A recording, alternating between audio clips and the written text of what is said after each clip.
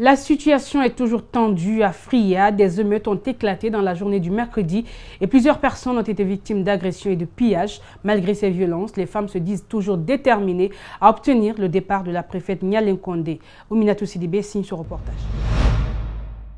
Des véhicules incendiés, des pneus brûlés, les rues désertes, des femmes bastonnées. Fria présente l'image d'une ville fantôme ce 14 mai. Seydou Bassouma qualifie de barbarie ce qu'il a subi dans la soirée du mercredi de la part des forces de l'ordre. Un groupe de jeunes est venu en courant. Derrière eux, il y avait eu 2 pick-up qui cherchaient à les rattraper. Ainsi, moi j'étais là, impressionné du comportement de ce groupe de militaires barbares. Ils sont venus rentrer chez moi, saccager ma moto, casser tout, s'accaparer des biens de ma famille. Ma soeur a été violentée sur ma terrasse. Ils ont insulté ma femme et avec des grossièretés incontrôlées. Cette dame a été sévèrement bastonnée par les forces de l'ordre alors qu'elle revenait du marché. Elle explique sa mésaventure. Après avoir fini d'acheter les légumes, j'ai vu qu'il y a l'embuscade. Les militaires ont commencé à jeter les gaz lacrymogènes. Maintenant, la route vers la sortie du plateau ici, c'est barré. La route vers la sortie vers la Bissigui, là, en allant vers... comment dirais-je, la Sotelgui là-bas aussi, c'est barré. Maintenant, je suis venu là où les femmes sont regroupées. Pour me sentir protégée, je suis venu là-bas. J'étais là, je manipulais mon téléphone. Directement, les militaires sont venus vers moi. Ils se sont jetés sur moi en me bastonnant avec des bâtons. Ils ont retiré mon téléphone, ma pochette. Ils ont jeté mes légumes. Aucune autorité préfectorale n'a pu canaliser la situation. Le maire décrit une situation triste qui prévaut dans cette ville. C'est avec beaucoup de peine que je m'explique ce matin. Nous avons voulu empêcher une chose qui a eu lieu. Nous avons voulu que les esprits épris de paix de Friaka ne soient pas troublés. Cette ville industrielle est restée paralysée depuis lundi par un soulèvement de femmes contre la préfète Nialem Condé. Aux dernières nouvelles, le calme est en train de revenir. Quelle stratégie pour réprimer le supplément de lignes dans la circulation? La direction centrale de la police routière est longuement revenue sur cette problématique, mais aussi sur celle liée à l'occupation anarchique et illégale des routes. Quid du système du stationnement gênant des gros porteurs? Les précisions, c'est avec Mohamed Valek Touré et Abdoulaye Kamara. En toile de fond, la problématique de la sécurité routière à Conakry. La police guinéenne constate avec amertume l'occupation anarchique des artères par des gros porteurs ainsi que sur les routes secondaires.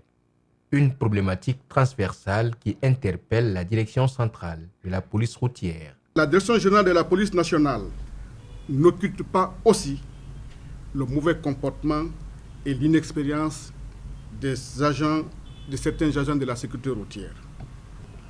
Au vu de ces situations, la Direction générale de la police nationale, sur instruction de M. le ministre de la Sécurité et de la Protection civile, a pris des dispositions idoines pour corriger cet état de fait.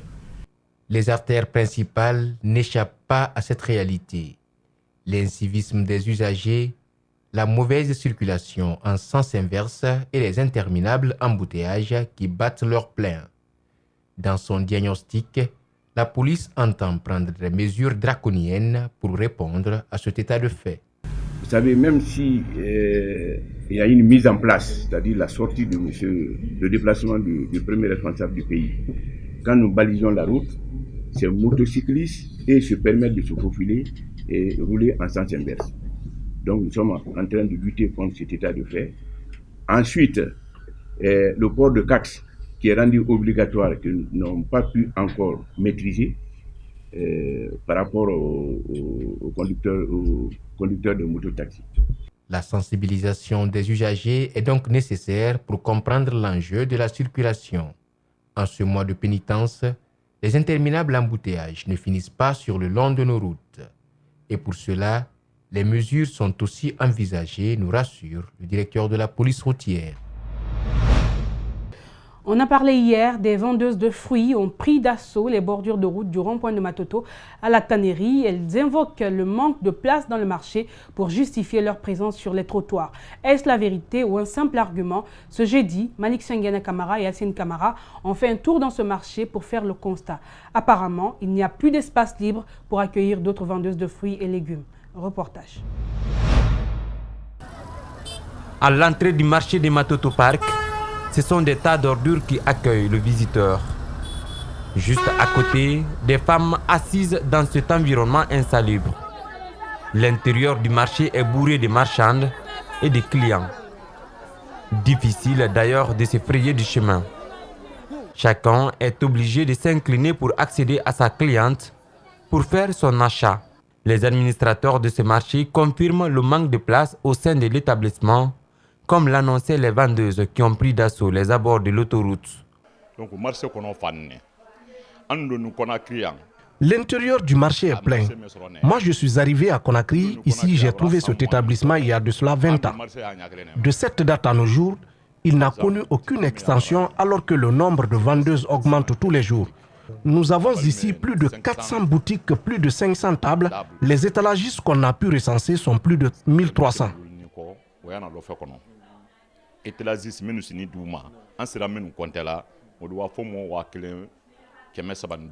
Les conditions dans lesquelles ces vendeuses mènent leurs activités laissent à désirer. Sur des condiments exposés ronronnent les mouches, des étalagistes qui piétinent la boue.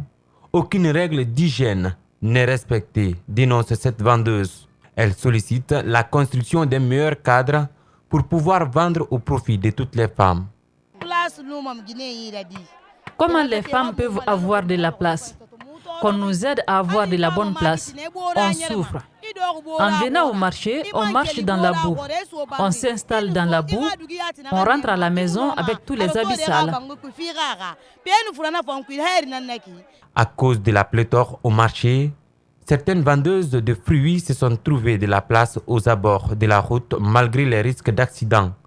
Les responsables du marché sont conscients de cette réalité, mais rejettent toute responsabilité. C'est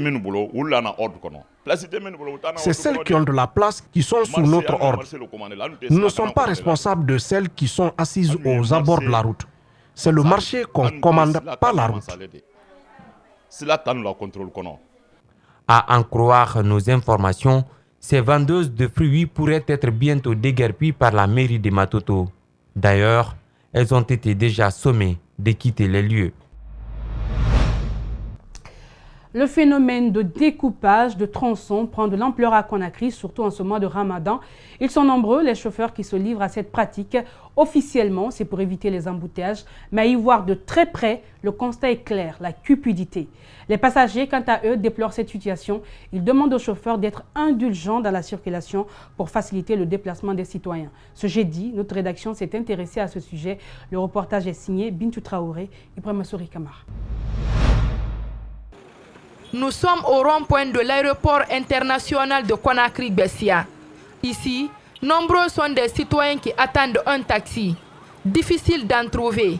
Mori est de ceux-là. En plus des taxis qui se font attendre le long des carrefours, ils notent avec déception le comportement des conducteurs qui découpent les tronçons. Tu prends la voiture, tu vas aller en ville, on te dit Yimbaya.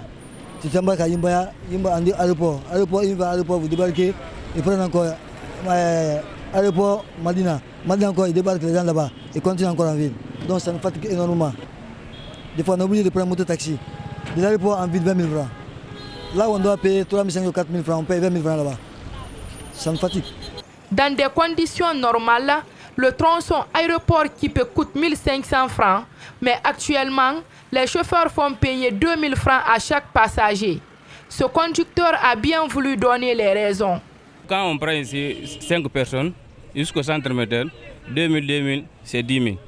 Avec les embouteillages là, si on continue à transporter les gens à 1500, on n'a rien dedans. Pour ce syndicaliste, cette pratique n'est pas recommandée dans la circulation. Il promet d'immobiliser le véhicule dont le chauffeur se livrerait à cette pratique. Si nous, le syndicat, par exemple, on a rencontré certains chauffeurs, on va mobiliser le véhicule. on dit les passagers, montez, nous ne descendons pas jusqu'à votre destination. C'est notre rôle. La conjoncture du pays n'est pas pour soulager tous les citoyens qui jugent déjà le transport élevé. C'est bien avec impuissance qu'ils se soumettent à la volonté des conducteurs de taxis sur les routes de Conakry.